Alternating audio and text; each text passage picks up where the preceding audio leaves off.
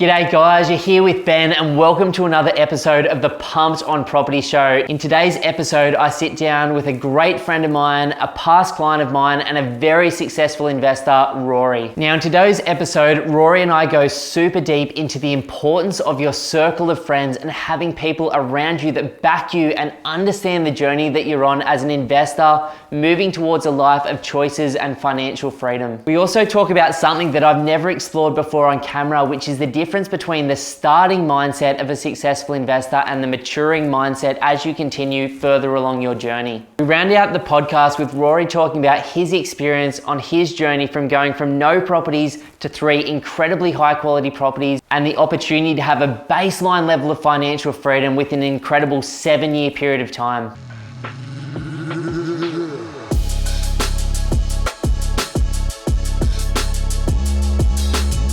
Awesome, mate. Well, welcome to the show. Cheers. Thanks for having me. We were just saying it's been almost 4 years since we caught up in person, which it feels like about 20 years ago, and it also feels like about 2 months ago. It depends how I'm looking back. Yeah. But I remember us walking around one of your properties in North Brisbane down on the beach there, sort of thinking, do we renovate it one day? Do we knock it down one day? Do we duplex it maybe one day now that things are changing? Or do we do something else like maybe a granny flat?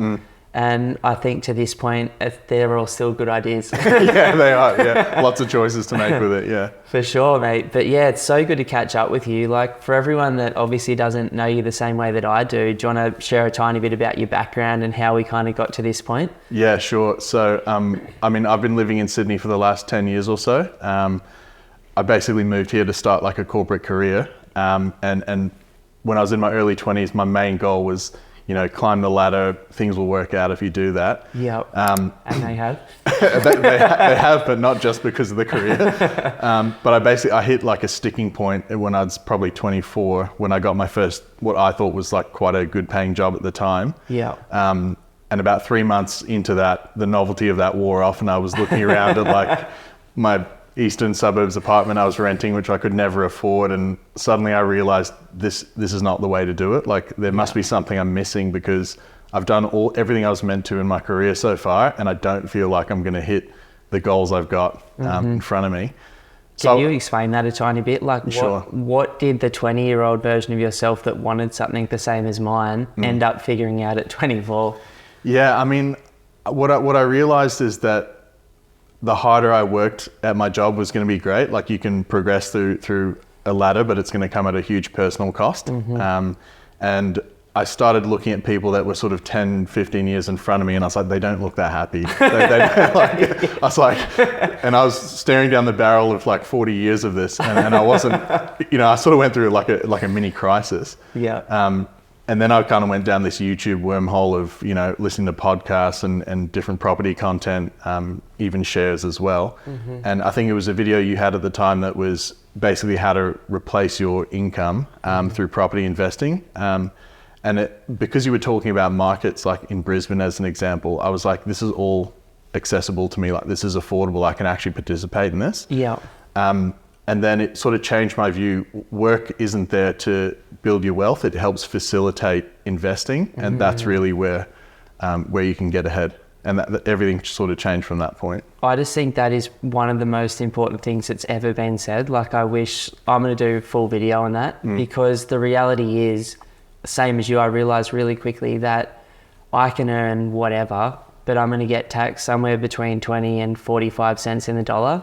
And then when you go into business, it's like 10% GST on top of that 45 cents. So it's like 55 cents of every dollar is literally gone. Totally. And there was a very crucial point to me about 2-3 years into this business where I'm like, oh, you can earn better money and end up pocketing less than like a high paid employee because of the tax rates. And so I better start investing again, because that is really the only way out. And it doesn't really matter which one of the poisons you choose to drink, whether it's property, stocks, commodities, something else, but you need to invest in something with a 15 to 30 year mindset to replace your income.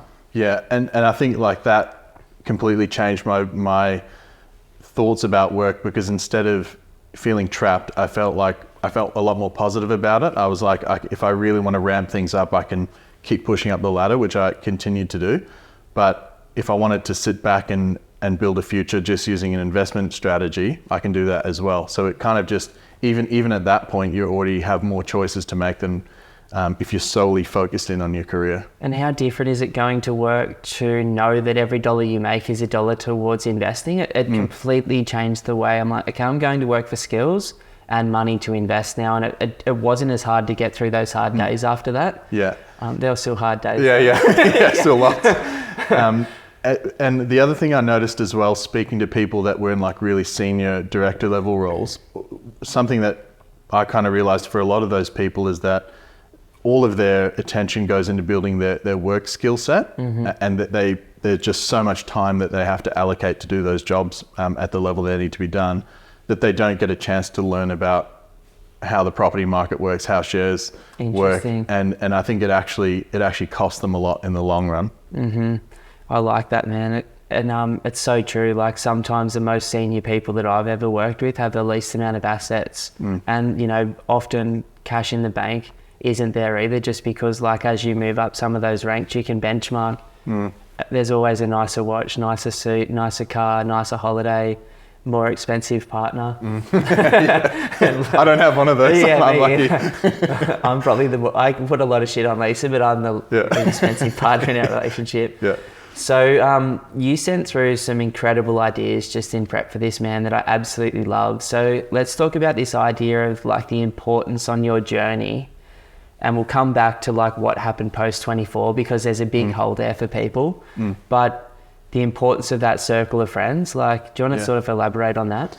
Yeah, I always took it for granted, but I've got like a solid group of great guys that are my best mates, and everyone's sort of got their stuff together. Everyone's got good careers, they're very focused, but everyone's also quite down to earth.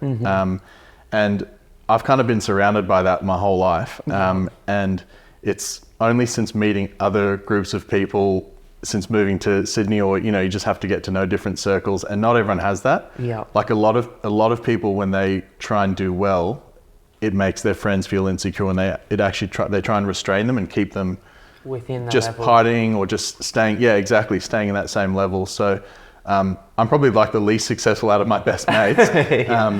But they must be doing right. They're doing right. But what sort of comes from that is, if you need to go through a period where I'm not going to go out as much, or you're not going to hear from me as often, just because I'm really focused on something that's good for me in the long term. All of my friends get it, and we've all had our turn to go through that at different times. I think that's been super supportive, and I think not everyone actually has that from their circle. Yeah, because it's funny, man, like I've got the same thing, like a group of mates, and all of the boys that ended up staying there, like the 8 of us in Sydney, have all elevated in their careers or as investors just naturally. And it's like, I just wonder if there was an aligned value system, and it probably came back to every one of those guys were good at sport too. And I know a lot of you, like you're massively into rugby and then powerlifting and training. Like, I just wonder if that mindset just naturally transfers into kicking ass as an investor and kicking ass in business as well. Yeah, and it's also like a very structured and like methodical approach. I think some of that, I'm just lucky that my brain works that way, because like my sister's got more of my mum's side, and she's super creative and less structured. So I think part of it is just good luck from, I suppose, my dad's brain that I can follow something systematic, which lends itself well to property. I wish we could show people the spreadsheets that you've shown me. It's like, I'm like, Rory, could I please borrow another spreadsheet? Like, I've never seen anyone, and I've worked with a lot of smart people plan the way that you plan, and like just have such accuracy on where it's going to be. And because of that, you've always landed, like always passed, because you've always been super conservative as well, which I think is a skill. Yeah. And I think that's, keeping that structure has also reduced my stress, because even with the crazy amount the rates have gone up currently, even my worst case scenario, I was sort of prepared for it. Excuse me. I was never going to get forced to sell or have to do something drastic, because I've kind of built those buffers in from the beginning. What was that like for you, like in sort of originally having this goal and then transcending it? Like have your friends got to that sort of more sweeter spot where you're not putting as much pressure on yourself at the moment, or are some of them still going pretty hard? My friends that they work in at law firms, so they're going really, really hard. There's no option. Yeah, I don't think there is an alternative. But they're getting huge payoffs. Like and that's sort of what I realized is I don't actually have the work ethic that my closest mates do, and they're getting a bigger payoff from their careers. Yeah. I could never go through what they put themselves through, but I think they're also wired differently. Like they kind of thrive on that as well. Okay. So, I get the benefit of maybe like a better work-life balance than they do, but they get a financial bonus. So I don't think it's one's better than the other. It's sort of like you said, picking your poison. Yeah, 100%. One of the coolest things I've ever you presented a couple of days ago was this concept of your starting mindset and what that looked like versus like a more mature mindset that you're at now. Because I think there's definitely ways that we approach as young guys or girls investing from a, hey, I'm here and everything's up, versus, hey, like that took a whole lot of effort looking back. And it's like, that 5 years was cool and I'm grateful I did it, but I don't really want the next 5 to look the same. So where do you see that for investors that are in one of those categories at the moment? Yeah, like when I started, a lot of my motivation came from like fear of if I don't do something else, my future's not going to turn out good. Yeah. And so there was like a lot of anxiety and stress that I was putting on myself to find whatever that path needs to be. And when I realized it was property investing, then it was like everything revolves around saving. Like I got super fixated. Yeah. And like any waking moment I had the ear pods in and I was listening to podcasts. So just, it was this constant never ending stream of content, I suppose. Yeah. That was good to kind of fast track the knowledge building, but it was also super draining. Yeah. And there's no way I could have maintained that pace, for 7 odd years that it's been. Yeah. Versus now that the properties are in place, they've performed well. Like I can see that all of those decisions were good ones to have made. I feel a lot more relaxed and content. Yeah. And instead of focusing on like, I want time to go quicker so I can get to this end goal where I've got this big passive income and life's just rosy. I'll be happy when. Yes, exactly. Like I already feel really good about life now. Like I've made sure that I've got a great partner. We live in a nice spot. Like my day-to-day life's great. Mm-hmm. I'm not rushing to the end. The end goal is gonna eventuate as time passes, but I don't want to rush through like a stage of life that I'm really enjoying in the meantime. I love that. Like you said to me like off camera that like it's almost like you want time to slow down because you're enjoying your moment so much. Yeah. How did you transition? Because I found it pretty difficult personally to go from saving, delaying, learning nonstop, investing, and the funnest part of property is figuring out where and what and going through the motions. The part which is 99% of it is actually now I've got it, I'm just chipping away at the debt and being patient. But how did you transition from like being really on the same as me to like this point now where like I've seen you in lots of different states, but this is by far the most chill, man, which is so good. And vice versa, maybe. It kind of happened naturally because I think in those early days, every concept you discover, like the day you realize you can create a passive income, your mind gets blown and that's all you want to think about. Yeah. But then by the time you've listened to like the 500th hour of content, like less of that podcast or that video is a new idea. Yeah. So it just sort of gets gradually less exciting over time, not in a negative way, but it's just like, okay, I've got a foundation here. Yeah. And then that frees up your mind for something else. So like I got back into sport, like I played rugby again, I'm playing golf now, like whatever it is. Yeah. Because that's where my interest is. So it's just kind of happened naturally over time, I think. I love that, man. Like there's a book I read, Rest, a few years ago when I was like making that transition from being super on to like slowing down. And they said the best thing you can do, like especially as a high performer, is like, okay, let's say that a lot of mine and your mindset was trying to figure out financial freedom, move to like a skill-based hobby that you enjoy that's got like an element of growth that's also social in nature with other people and gives you that sense of I can improve, but it's not fixated on investing or career or business. So there's not that like mental load that comes with it. It's more flow. Yeah. It's like, I love that. That's why I like got way more back into surfing and movement, because it was like, it's fun to tinker with those things. And if I'm not tinkering with them, then I'm back in my spreadsheet too often and my calendar and like tinkering with my life. Yeah. Which I still do sometimes, and I'm sure same. Yeah, you probably look at your spreadsheet more than we both need to. Totally. Like I still look at it every day. And oh wow. Like, yeah, but and like I talk to my partner about this stuff still daily, but it's not with it doesn't come with that like anxiety about the future. It's like, hey, this is cool. Like things are going great. Like I'm enjoying the process more than I did back then when I was more like, I need it now. I need it to start growing, like less pressure. I love that. Like another one of the things that you talked about, and I don't think anyone talks about this, like I love that you brought it up, is just this idea of how easy it was to make decisions when there was only one decision you could make because you could only borrow 350 or 400K. Yeah. Versus now you've got some wins on the board and it's like, well, I can see things and I've got the benefit of hindsight too.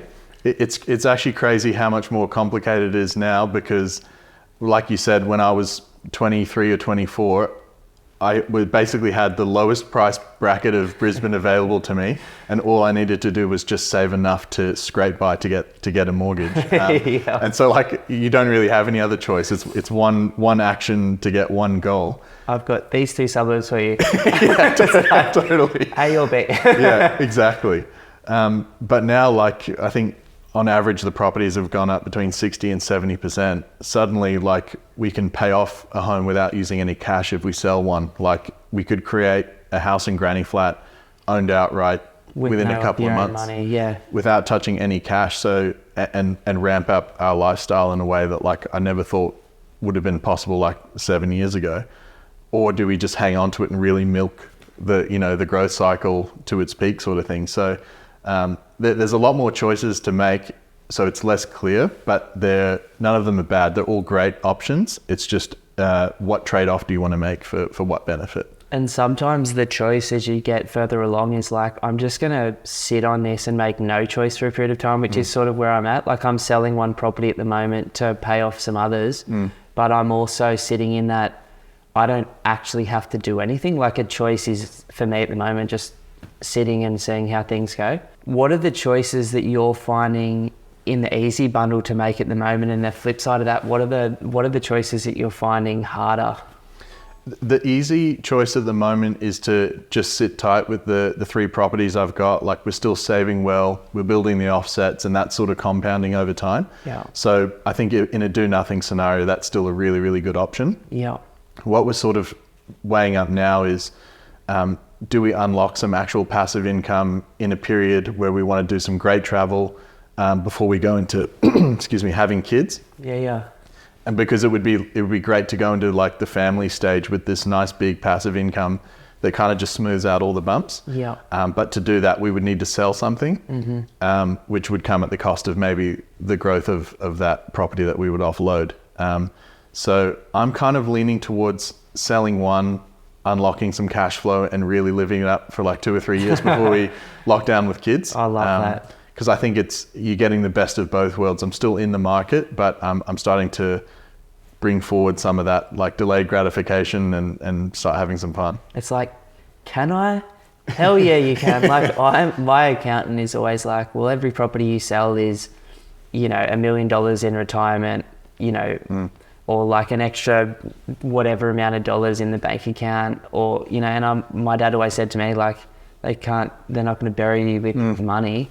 And that game has changed from chasing returns and chasing outcomes to like absolutely having the best choices today. I've sold 11, soon to be 12 of my properties. I know the wealth effect that's going to have, but I don't care. Like, I just want a small dose of passive income to cover the school fees, my home, my base living costs, so that I'm going to work for fun.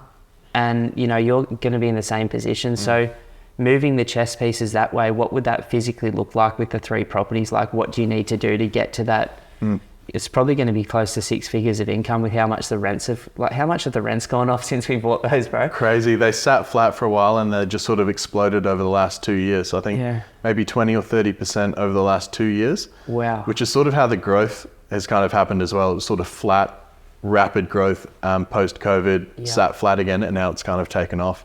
It's very lumpy, but it's good. Yeah. So, without getting into any of the specifics around numbers, because we don't want to go there, what property do you sell, and then what do you need to do to the others to realize this before you start, traveling and having that time? Yeah. So of the 3 properties, 2 of them are granny flat compliant.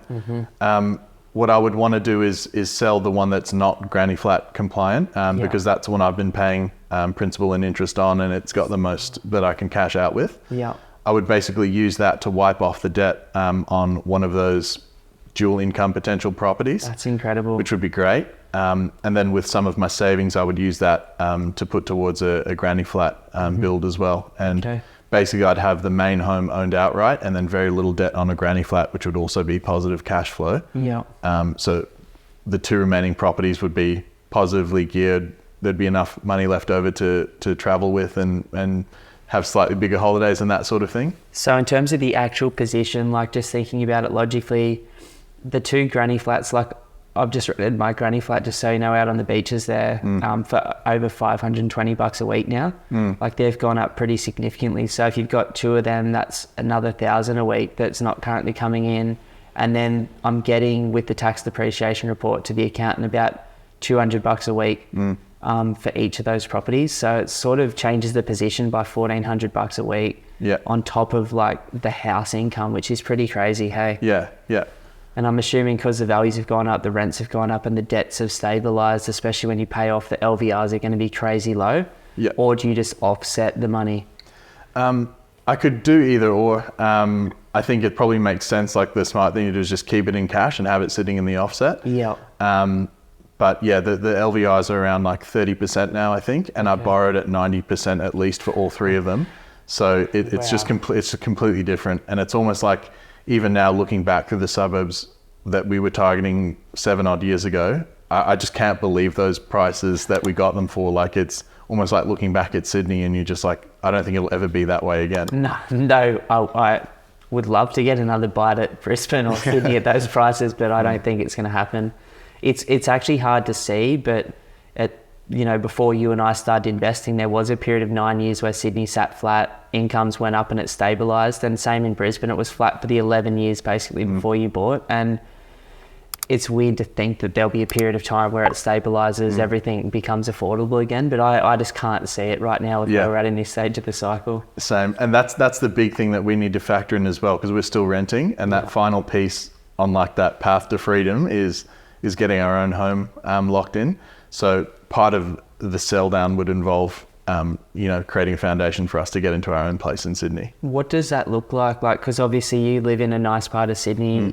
Your partner comes from a great part of Sydney too. Like, do you ratchet up and start with a townhouse that you can clean up and like use it as a partner property to sell and build into something else? Or do you just, like, as you said, sell down debt, put all the savings towards a big chunk and hope that our parents kick in a bit as well? I think we'll be flying solo.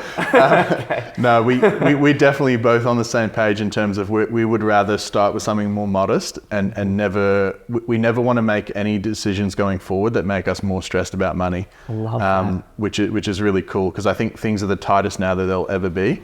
And hopefully things should just loosen up over time. So we'd probably start in something like that, like a 3-bedroom townhouse that we could stay in comfortably for as long as we needed, and then make that upgrade into something like more luxurious, like when we can do it comfortably. Sure. But I'm probably just lucky in that sense that we're on the same page in terms of like how lavishly we are both wanting to live versus being, financially free, I suppose. It's a constant balancing act, which like talks about, or it takes me straight into the next thing I wanted to say. Like you mentioned levels of delaying gratification, and I think, you're the king of it, man. Like I don't think I've seen a client be more clear on where they wanted to get to. And it's not like you sacrifice time with your friends, family, or the things you really want to do, but you're more than happy to go, same as I was, like I'm getting this home because I can afford it and I love it and I'm going to make it the best it can be at that time, knowing that in, down the line, I want this as well. Yeah, I think because I've started, I've started from the beginning, like I was in tiny share houses in Sydney.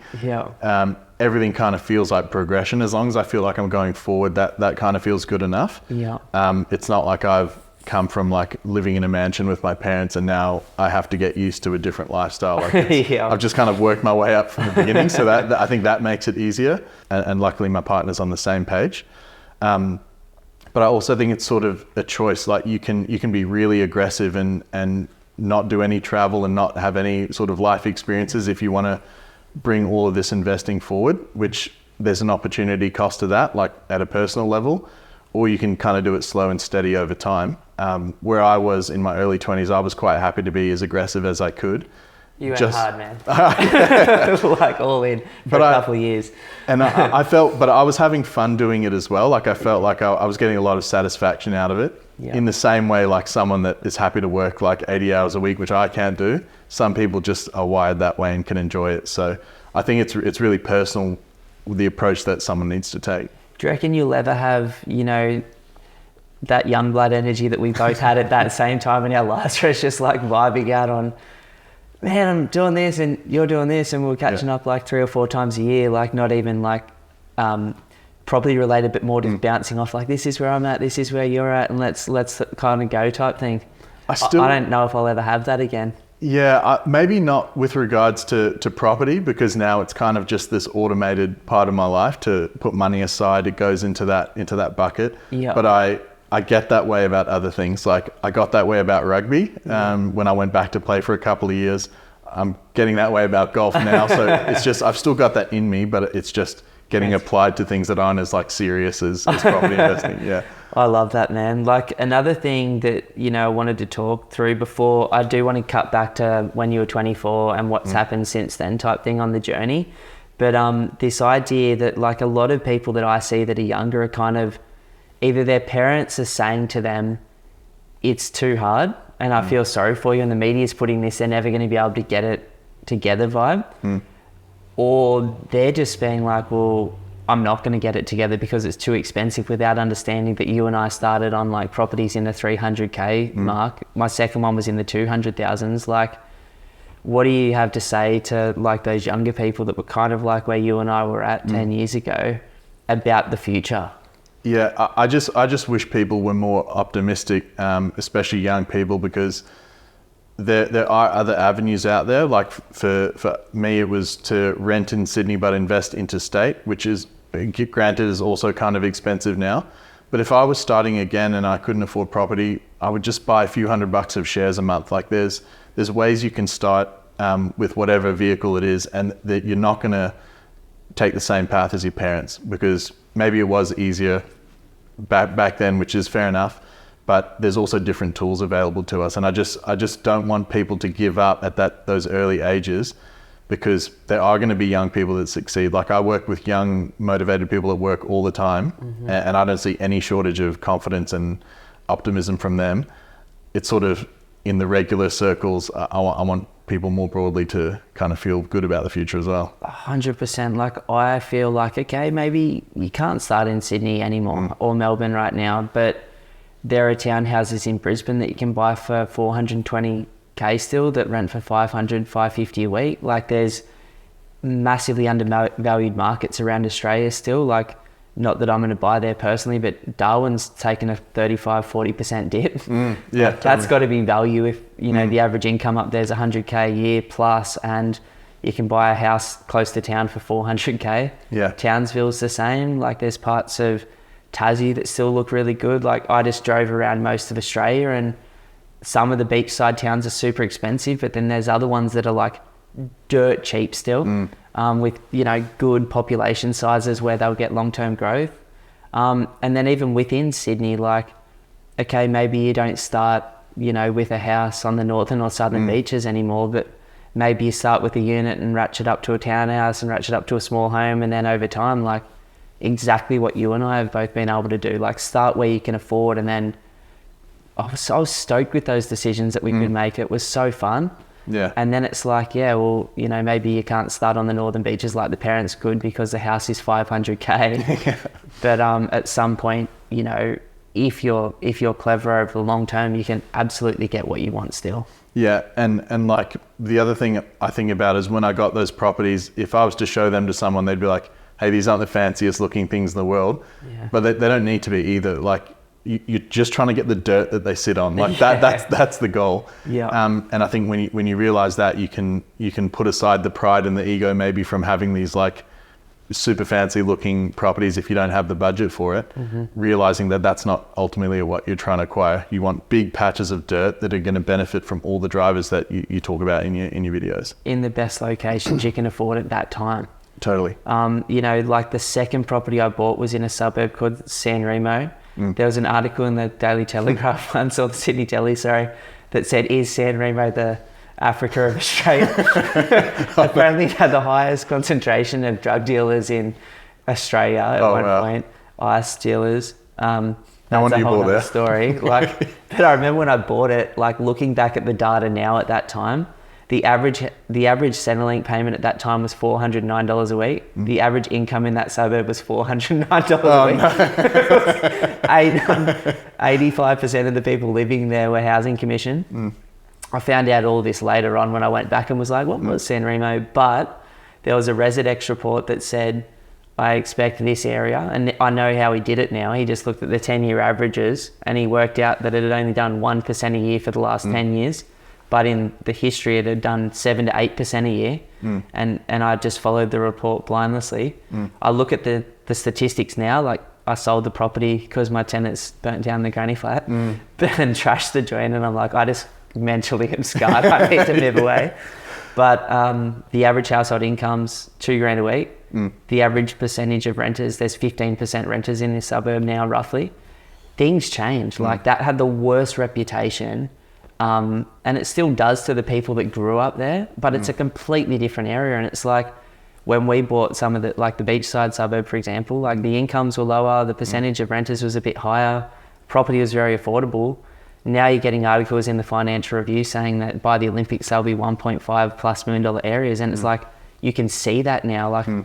Has it been 4 years since you drove around those areas up there? Yeah, I haven't been there for a while. You wouldn't recognize it, how much gentrification's occurring every day right now. And it's cool to things change as well. Yeah.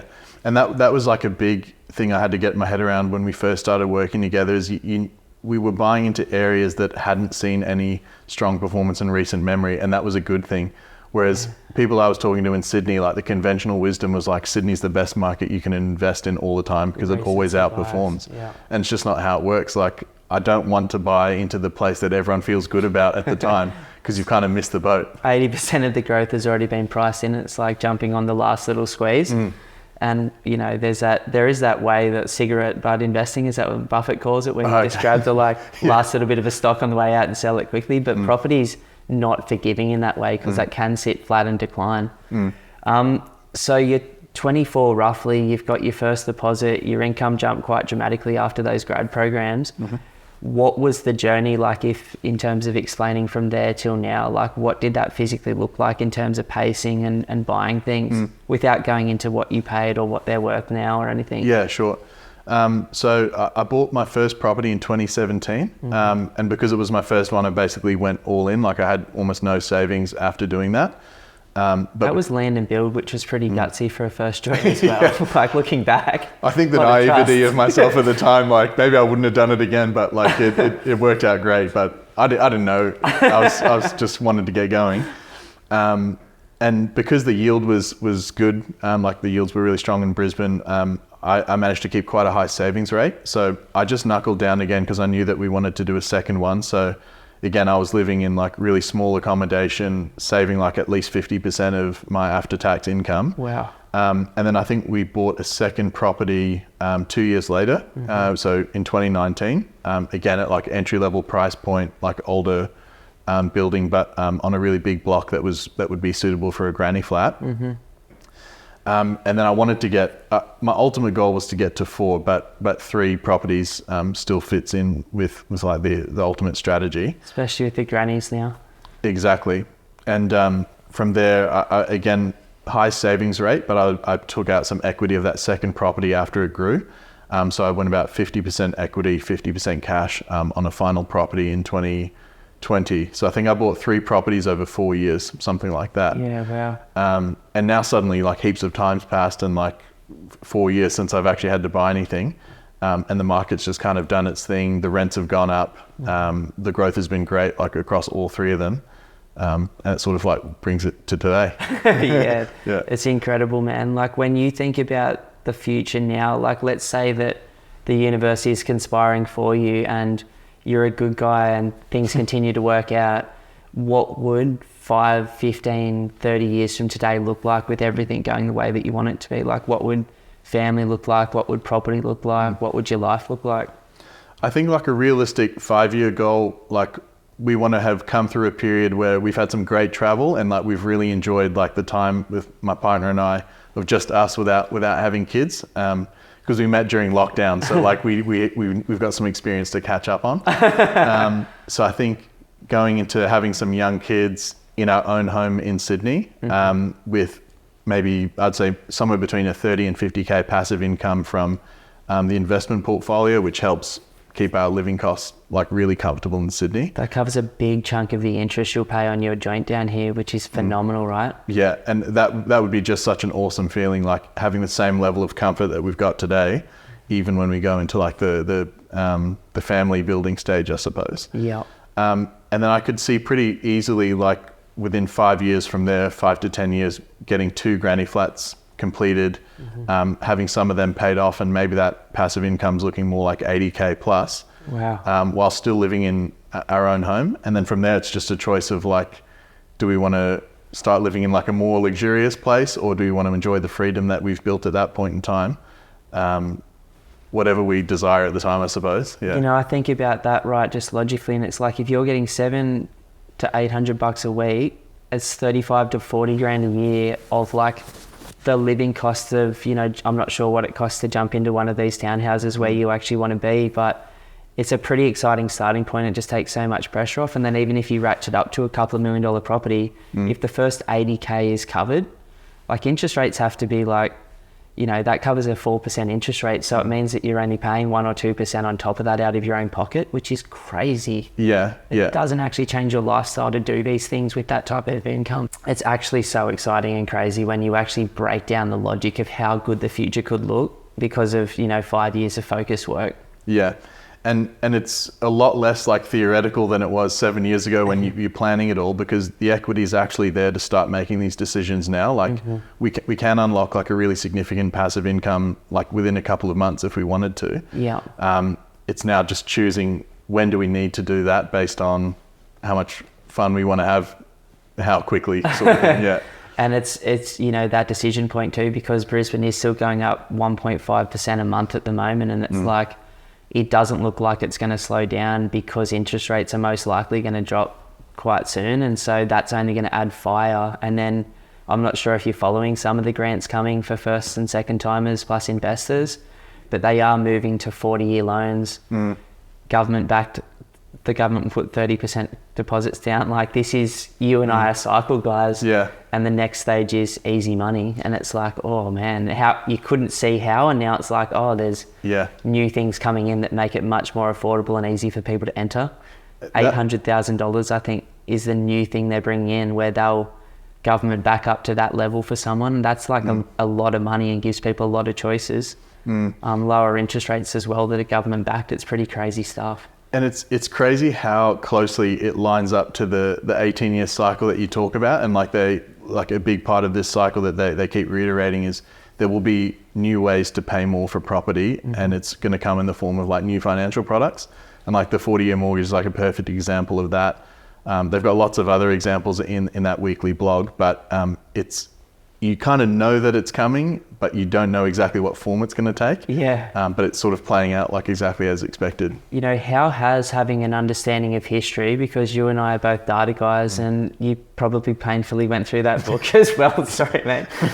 The last chapters though, This is the Secret Life of Real Estate and Banking. Like, how has having an understanding of 250 years of previous booms and busts given you comfort? Like, you know, he doesn't have a crystal ball, neither do we. We never know what's going to happen next week, let alone next year. But that comfort of like, there are cycles and there are periods of up and there are periods of down. But if you hold longer term, it generally works out. It's very calming, because like COVID was a perfect example. Like I bought one of my properties while I was locked up in my apartment when everyone was saying this is the worst thing you could possibly doing. Pretty scary time to buy, by the way. It was. Yeah. I think again, young and naive, but. But you know, that ended up being one of the best decisions that I've made, and I think it's because from what I understood from the cycle, it wasn't the same as a GFC style downturn, which is where things get a lot hairier. So it kind of gave me confidence to make a good decision at the time. Whereas if I'd waited another year, that property would have been 10-15% more expensive because it grew immediately after that. So very calming, and it also gives me a rough timeline of when I should be thinking about making these decisions about selling to unlock passive income or prepare to buy into my own home in Sydney. Again, like won't know it to the exact year, like it's not perfect, but I would rather be correct within a couple, 2 or 3 years than completely wrong. Have a lead up to be like, oh, this just didn't magically happen. And Phil's articles that we were both reading at that point, 18 months before COVID, he said, I think something might be coming. 12 months before, I'd say like, you know, deleverage if you're over leveraged and, you know, get yourself in a cash position because most likely stocks are going to drop 35, 40% and property's going to come off when the sentiment drops. 6 months before, like, I don't know what's coming, but this is like what it feels like. And it was just so valuable to like go through that. It still didn't change the fear I felt at that particular time, but same as you, like I did take advantage of the market. The overall market maybe dropped 12% for a period of a year or so before it went back up.